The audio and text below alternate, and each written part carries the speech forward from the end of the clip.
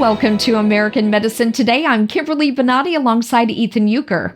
Exciting show. Let's get to it. So, municipal water systems in 7 states were recently targeted by hackers, according to new FBI reports, which is a stark reminder of how vulnerable America's drinking water infrastructure has become.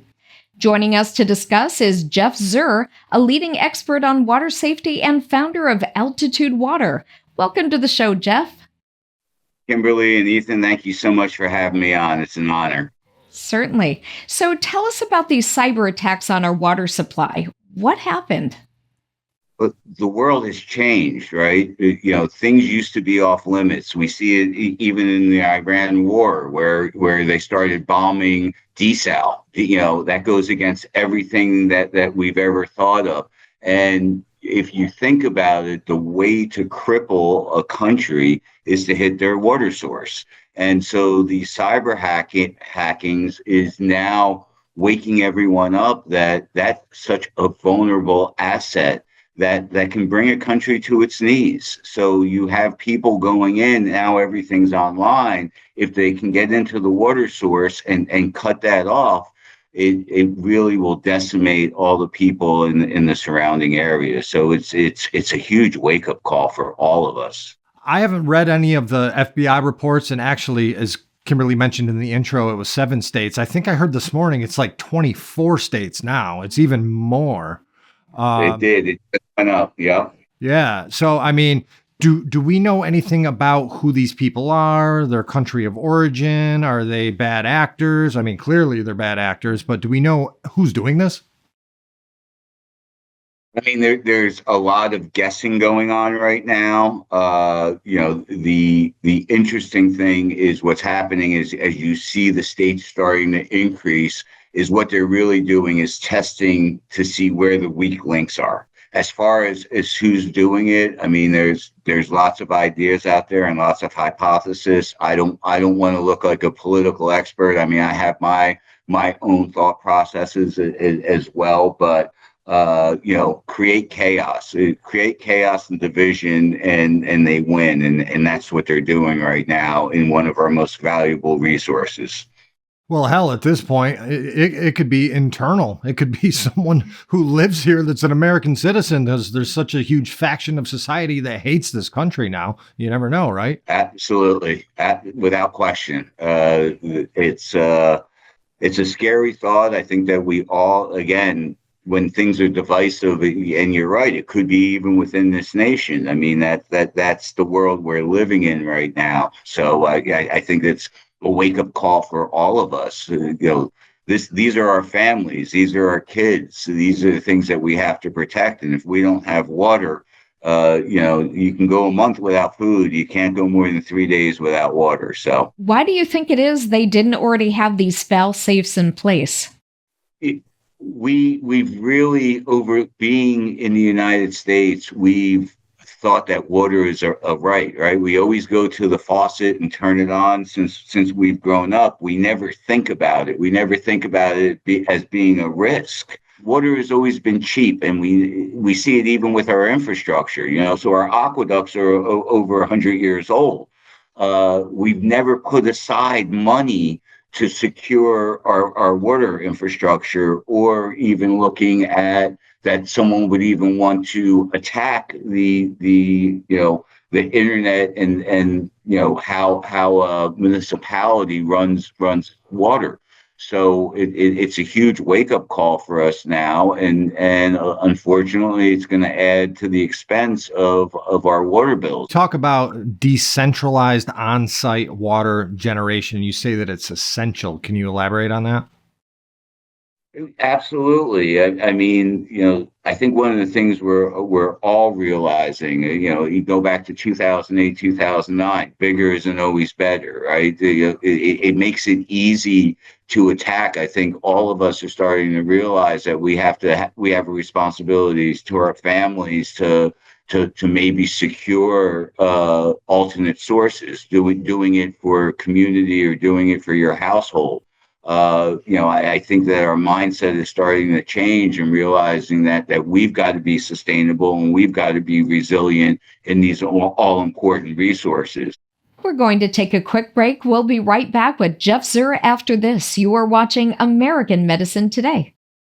Revolutionary in his field, Dr. Bonati created, perfected, and patented the Bonati Spine procedures. Using his genius, Bonati invented the precise tools necessary to minimize surgery, scarring, anesthesia, and recovery. So successful are the Bonati Spine procedures, they consistently reflect 98.75% patient satisfaction. 80,000 procedures have been performed exclusively at our location. Nearly half our patients have suffered from failed back and neck surgeries at other facilities. Bonati succeeds where others fail. Welcome back to American Medicine Today. We're continuing our discussion with Jeff Szur. Now, what are some immediate steps we can take to protect our water access?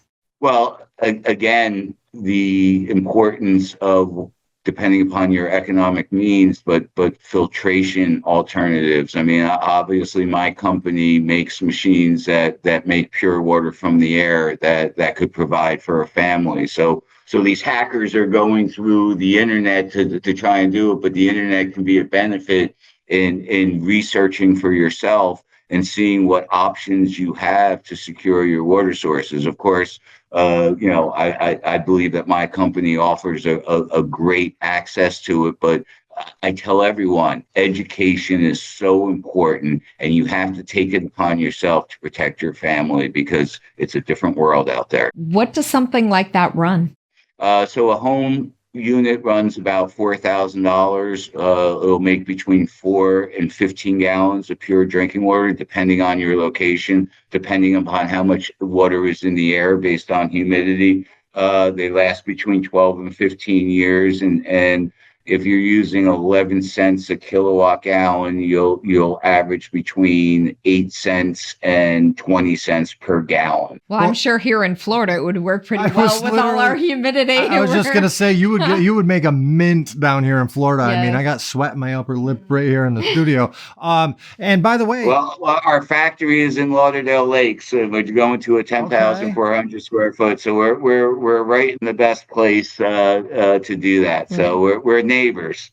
So and real quick, because we literally have a minute left, and also you're blocking your logo that's hanging on the wall there, Altitude Water.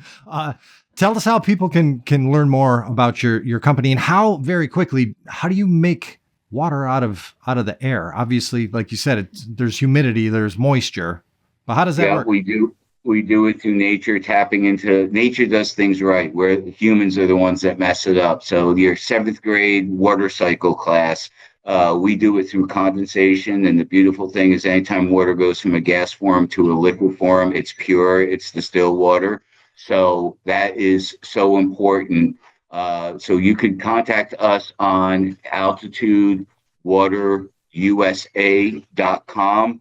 So people are starting to realize, and we just think that you're going to be putting the purest, alkaline, most highly oxygenated water in your body, which is important for everyone. It certainly is. Thank you so much. Jeff Szur, leading expert on water safety and founder of Altitude Water. Thank you for being on our program. Thank you so much for having me. What you guys do helps educate people, and that is so important. So I really commend both of you for getting the word out there on options. Thank you so much. Have a blessed day. Well, that's all the time we have for this segment. Make sure you stay tuned. We'll have more after the break. You are watching American Medicine Today. Somewhat active type guy, but this has been gone for some time. From my lower back and occasionally shooting down my left leg, lower back pain that was like throbbing, constant discomfort, standing, sitting, walking. After speaking with Dr. Bonati's office, I was clear that was probably the route that I wanted to go. Like a relief, a big brick off my chest. As an Indiana business owner, Jason lived an active life of work and leisure activities. I own a couple of companies, but I'm on my feet a lot during my work days. So somewhat active type guy. I played sports all through my youth and even in college. I actually have a basketball court at my house. We would play weekly. And the last 2 years, I told him, I said, listen, I got to step away. I got to walk away from this. There wasn't anything specific that I remember, but this has been gone for some time. I'd say close to 7 years. Most of it was from my lower back and occasionally shooting down my left leg. Constant discomfort. Standing, sitting, walking, robbing, a constant lower back pain that was like level of pressure shoving against my spinal cord. Jason tried pain management with very little relief and eventually turned to surgical specialists for answers. I tried everything from chiropractors to massage therapy. I had 3 cortisone shots in 12 months' time. I felt pretty good for about a month, but then it was right back where it was. From pain management, they recommended to visit the surgeon with all my photos, all my MRIs, all that stuff. And that's when he told me just chalk it up to old age. The depressing thing is when you walk out of a supposed expert's office and they tell you, suck it up. I can deal with a lot. I have for some time, but to give up, I'm not one to quit. To be 50 years old and told you're going to live like a cripple was painful. So I was ready to get something done. Jason refused to let discouragement end his search for help. His determination eventually led him to the Bonati Spine Institute. And that's really when I kind of went on my own to just start doing my own research and getting online and visiting everything from actual replacement disc surgery in Germany. There was also another spine place in Houston I visited. As a matter of fact, it was a friend of a friend said they went to Florida and had their spine work done. After speaking with Dr. Bonati's office, I was clear that that was probably the route that I wanted to go. After my phone conversation, when they finally saw my MRI and they were describing to me where my pain was, and I was in Indiana, they were looking at my MRI in Florida, and that was really quick to me. So I guess I was ambitious to get there and get it done. They were like, "Oh, can you be here in 4 days?" I had my bags packed and I was on my way. At the Bonati Spine Institute in Tampa Bay, Florida, Jason underwent exclusive procedures to treat the source of his pain. He recalls the immediate increased mobility and relief of pain that he experienced. When I walked out of the surgery the same day, just a few minutes after the procedure, I climbed into a vehicle and literally I went and walked probably a block about 2 o'clock, 3 o'clock that afternoon. And I noticed it immediately. Like a relief, a big brick off my chest. To see more stories of recovery just like this, search for the Bonati Spine Institute on YouTube, Rumble, Apple's App Store, Google's Play Store, Roku, and Amazon's Fire TV. Welcome back to American Medicine Today. I'm Kimberly Bonati alongside Ethan Youker. So a new documentary is offering a never-before-seen look into one of the most contentious moments in recent scientific history. It's the COVID-19 pandemic, and joining us to discuss is Michael Pack, director of the Lockdown Dissidents. Thank you for being on the program, Michael. Great to be with you, Kimberly. Thank you. Certainly. So first off, can you give us your thoughts on the current Fauci diary debacle, his testimony before the Senate, and the recent contempt charges? Well, I'm pleased to see Anthony Fauci finally being held to account. I think that all these recent revelations probably are not surprising to your viewers and listeners, and they're not surprising to people who've seen the documentary. I think the fact that he had misled the public has been on the surface for a long time. So Jay Bhattacharya, now the head of the NIH and then a Stanford professor, as early as March of 2020, had conducted a study in Santa Clara County, California, which was replicated all over the country, that found what we now know to be true, that the virus disproportionately affects older people, that there had been a lot of asymptomatic transmission, so it was too late to lock down anyway, and that it hardly affected young people, so it made no sense to close the schools. And he recommended focused protection, that we focus on the people at risk and let everybody else go about their daily life, which was the normal way to treat pandemics for hundreds of years. But once that came out, Anthony Fauci, Deborah Birx, and others acted to suppress that information. They ignored it. They later, when it was more formally published as the Great Barrington Declaration, they trashed it. During the Biden administration, they the government appealed to social media companies to shadow ban and censor these people. You can see that process in real time. We tell the whole story. So in a way, the diaries expose perhaps an even more absurd and ridiculous Anthony Fauci, but as someone who was ignoring science and misleading the American people, I think that's been on the surface for some time. Some of my more liberal, say, family members, if you will, they were all about it, like trust the science. And they were so behind Fauci from day one that if you question anything that guy said, you might as well have been blaspheming against Jesus Christ. and in his diaries, he was eating all of that attention up, yet again, conflicted on the inside about whether what he was doing was right. Well, he said he was, but who knows? I think it was ego. Mm-hmm. Well, he knew the facts. The facts were out there. And by the time Scott Atlas was on the coronavirus task force, there was somebody with the counterfacts that was right there next to him. It was, he knew, he did it anyway. It's rather a disgrace. And now the American people know. I too am in a liberal part of the country. I live in a suburb of Washington, D.C., Chevy Chase. And there were, thank you, Dr. Fauci, signs on the lawns of most of my neighbors. And I hope that they finally realized that maybe it wasn't, that there was something really wrong. We as the American people just did what they told us. I mean, we let them suppress our freedom of speech, freedom of assembly, freedom of religion. We let them tell us what to do. And they had no vast authority. And it was really a case where the American people, because the government declared an emergency, were willing to give up their fundamental rights. And we should not do that again. And that's why I think it's important to look back at what happened in the lockdowns and see how it played out and make sure it doesn't happen again. All right. So what do you think will happen? Is he going to get jail time? I am not particularly great at predicting the future. If I wish I were. I think the most important thing is not whether he gets jail time or not, but this reputational damage that the people that we've both been talking about, all of us have been talking about, that revere him as you said, like Jesus Christ, if they understand what happened, and that you can't just trust somebody who says, I am science, a government bureaucrat. If he has enough reputational damage, I will be satisfied. And I think the threat of criminal and other charges help that process and keep him in the news.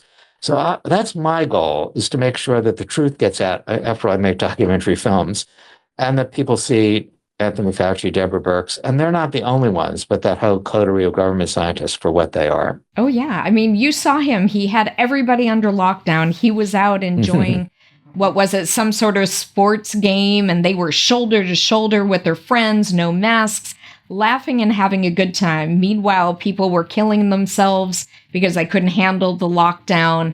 They were afraid. They couldn't be with family members if they were in the hospital. People died and couldn't hold funerals. I mean, it was just chaos that was imparted on our country, and he should not be able to get away with it, and he should be accountable. But let's get back to your documentary. What inspired you to really make Lockdown Dissidents? Well, this is a series that we're doing in partnership with the Wall Street Journal opinion section. And the goal of the series is to look at issues that have been underreported or misreported or memory hold. Mm-hmm. And in this case, I thought we in the Wall Street Journal felt it was misreported. You make a very good point, Kimberly, that people have almost half forgotten the degree of destruction that happened on a global scale, but and certainly in this country, that was unnecessary. And in some sense, I think this sort of current fad, if that's what it is, socialism comes from that too. We got used to trusting the government, letting them tell us what to do, letting them give us money and PPP loans and others, and we got into these habits that'll be destructive for years to come. And we should sort of understand how it happened and make sure it just doesn't happen again. And that was really our impulse to do the film. People don't want to look back on bad times like that, but I think they really should. And I do feel these hearings, the diary and others, are making people look back. And I think that's pretty useful. Where can people see the Lockdown Dissidents? Well, it's free, not behind a paywall, on the Wall Street Journal YouTube or main site, where it has its own page with the other films we've done with them. WSJ.com/opinion docs, or they can navigate to it through our site, palladiumpictures.com, Palladium pictures.com, where other work is also available. Thank you so much, Michael Pack, director of the Lockdown Dissidents. Thank you for taking time to explain what's going on and be on the show. Pleasure talking to you both. Thank you. That's all the time we have for this show. If you would like to see previous episodes, download American Medicine Today to your favorite streaming device. If you have any comments or questions, contact us at the numbers below. Or you can tweet at Dr. Bonati using the hashtag American Medicine Today or hashtag AMT. We would like to hear from you.